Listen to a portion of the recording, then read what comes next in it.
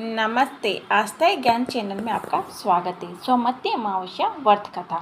एक गरीब ब्राह्मण परिवार था। उस परिवार में पति पत्नी एवं उसकी एक पुत्री भी थी। उनकी पुत्री समय के गुजरने के साथ साथ धीरे धीरे बड़ी होने लगी। उस पुत्री में बढ़ती उम्र के साथ सभी स्त्रियोचित सगुणों का विकास हो रहा था। वह कन्या सुंदर, संस्कारवान एवं गुणवान थी, परंतु गरीब होने के कारण उसका विवाह नहीं हो पा रहा था। एक दिन उस ब्राह्मण के घर एक साधु महाराज पधारे। साधु उस कन्या के सेवा भाव से अत्यधिक प्रसन्न हुए।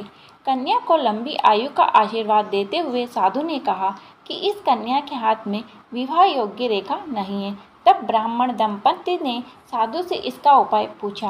कन्या ऐसा क्या करे कि उसके हाथ में विवाह योग्य रेखाएं बन जाए। साधु महाराज ने कुछ देर विचार करने के पश्चात अपनी अंतर्दृष्टि में ध्यान करके बताया कि कुछ दूरी पर एक गांव में सोना नाम की एक धोबिन महिला अपने बेटे और बहू के साथ रहती है, जो बहुत ही आचार विचार एवं संस्कार संपन्न तथा पतिपरायण है। यदि यह सुकन्या उस धोबिन की सेवा करे और वह महिला इसकी शादी में अपने मांग का सिंदूर लगा दे तथा उसके बाद इस कन्या का विवाह हो जाए तो इस कन्या का वैधव्य योग मिट सकता है।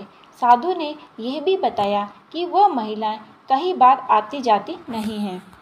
यह बात सुनकर ब्राह्मणी ने अपनी बेटी से धोबिन की सेवा करने का प्रस्ताव रखा।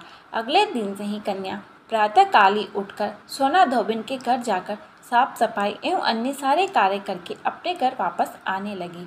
एक दिन सोना धोबिन अपनी बहू से पूछती है कि तुम तो सुबह ही उठकर सारे काम कर लेती हो और पता भी नहीं चलता। बहू ने कहा, माँ जी, मैंने तो सोचा कि आप ही सुबह उठकर सारे काम खुद ही खत्म कर लेती हैं। मैं तो देर से उठती हूँ। ये सब जानकर दोनों सास बहुएं घर की निगरानी करने लगी कि कौन है जो सुबह ही घर का सारा काम करके चला जाता है। कई दिनों के बाद धोबिन ने देखा कि एक कन्या मुंह ढके अंधेरे में घर में आती है और सारे काम करके बाद में चली जाती है। जब वो जाने लगी तो सोना धोबिन उसके पैरों में गिर गई और पूछने लगी कि आप कौन हो और इस तरह छुपकर मेरे घर की चाकरी क्यों करती हो।